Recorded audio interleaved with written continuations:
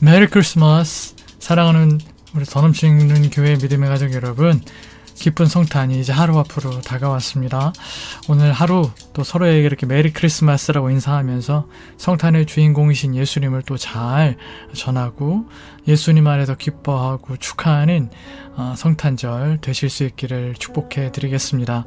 오늘은 미가 4장 1절에서 마지막 절인 13절의 말씀을 함께 묵상하도록 하시겠습니다. 오늘도 시간을 절약하기 위하여서 먼저 여러분들께서 본문의 말씀을 개인적으로 읽어주시기를 바랍니다.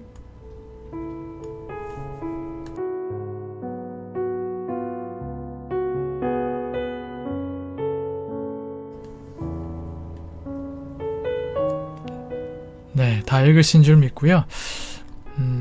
하나님의 백성을 향한 혹독한 심판의 메시지가 미가서 1장부터 3장까지 선포되었습니다. 그 후에 하나님의 놀라운 구원과 회복의 메시지가 이 4장을 통하여 선포되고 있습니다. 선지자 미가는 절망적인 현실에서 하나님께서 약속하신 희망찬 미래로 시선을 돌립니다. 그날에 전쟁이 그치고 흩어졌던 백성들이 돌아오고 뭇민족이 주의 길을 배우려고 시온으로 몰려오는 평화의 시대가 열릴 것입니다. 매일 성경 순을 중심으로 오늘 본문의 말씀을 좀 잘 이해해 보도록 하겠습니다. 1절에서 5절, 미가는 그날을 선포합니다. 개역개정 성경에는 끝날로 번역되어 있는 회복과 평화의 날입니다. 뭇민족이 구름처럼 시온으로 몰려와 주님의 길을 배웁니다. 주님이 민족들 사이에서 판결하시니 갈등이 멈추고 전쟁은 끝납니다. 칼은 쟁기가 되고 창은 낫이 되며 사람들은 포도나무와 무화과나무 아래서 두려움 없이 쉼을 누립니다. 그날, 끝날은 막연한 소망이 아니라 반드시 이루어질 하나님의 약속입니다. 그날의 세상은 각자의 신을 따를지라도 하나님의 백성은 끝까지 주님의 이름을 따를 것입니다. 6절에서 8절, 하나님은 타향에서 위태롭게 살던 백성을 다시 시온으로 부르시고 강한 민족으로 세우십니다. 그리고 그들의 왕이 되어 다스리십니다. 9절에서 10절, 그러나 이 회복은 해산의 고통 없이 오지 않습니다. 11절에서 13절, 여러 민족이 시온을 무너뜨리려 연합하지만 오히려 하나님은 시온을 쇳불과 노쇠굽으로 삼아 세상의 죄악을 타작하십니다. 그때 하나님의 지혜와 능력이 온전히 드러납니다. 이와 같은 내용이 오늘 본문 말씀을 통해 하나님은 어떤 분이신지를 살펴보며 말씀의 은혜를 나누어 보겠습니다. 1절과 2절, 끝날에 새로운 성전을 세우시고 진정한 평화의 시대를 열어주시는 분이십니다. 앞선 심판 경고 3장 12절, 예루살렘 성전이 회파될 것이라는 무서운 심판의 메시지로 절망할 백성들에게 하나님은 새 성전을 약속하십니다.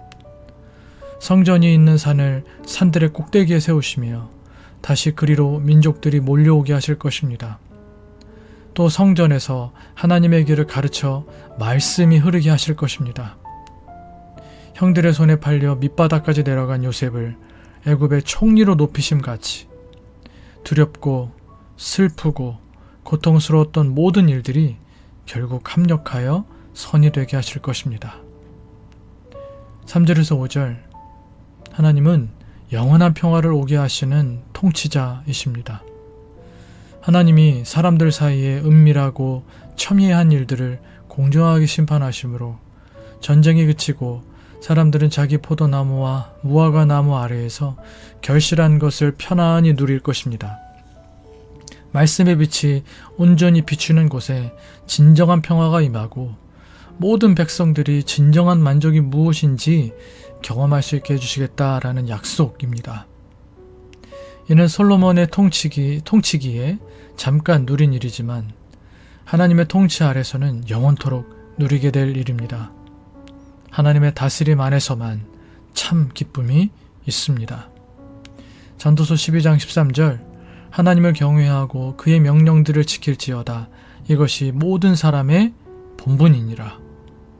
그러므로 그분의 명령을 따르며 통치를 받는 것이 우리의 본분임을 잊지 마시고 우리 자신이, 우리 교회가, 그리고 나아가서 이 사회와 나라가 하나님의 말씀으로 말미암는 이러한 은혜의 회복을 경험할 수 있도록 함께 기도하실 수 있었으면 좋겠습니다.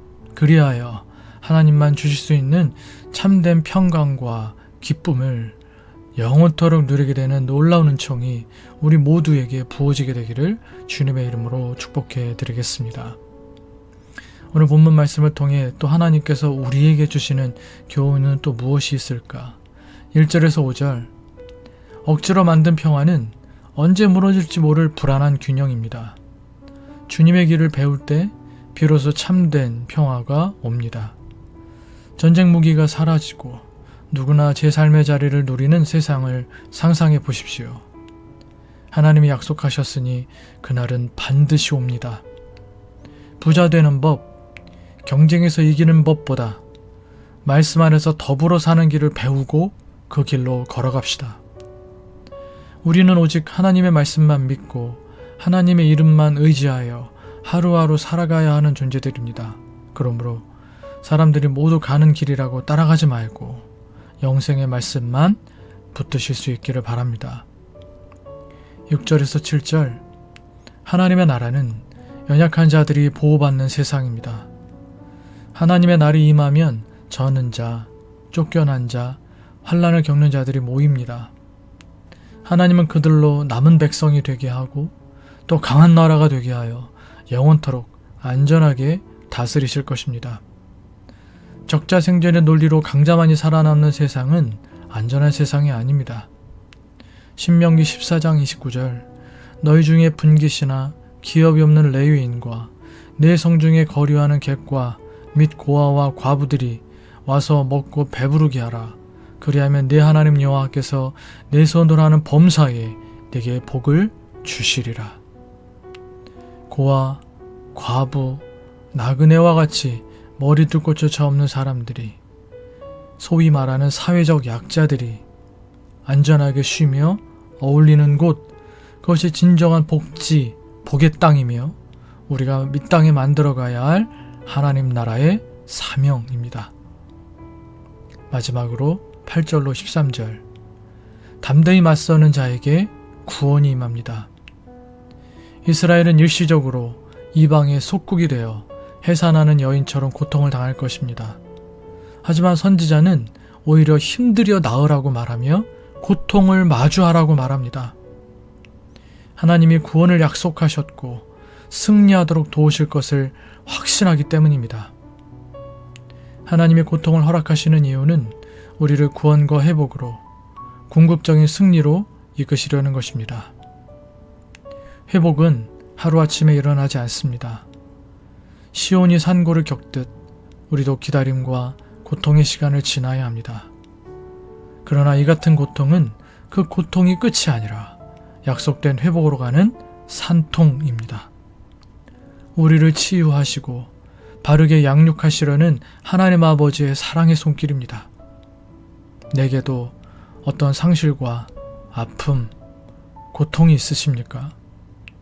고난을 통하여 순종을 배우게 하시는 하나님을 신뢰하여 말씀과 상관없는 편안함보다 말씀에 순종하는 고난을 기뻐합시다. 지금 비틀거릴지라도 포기하지 맙시다.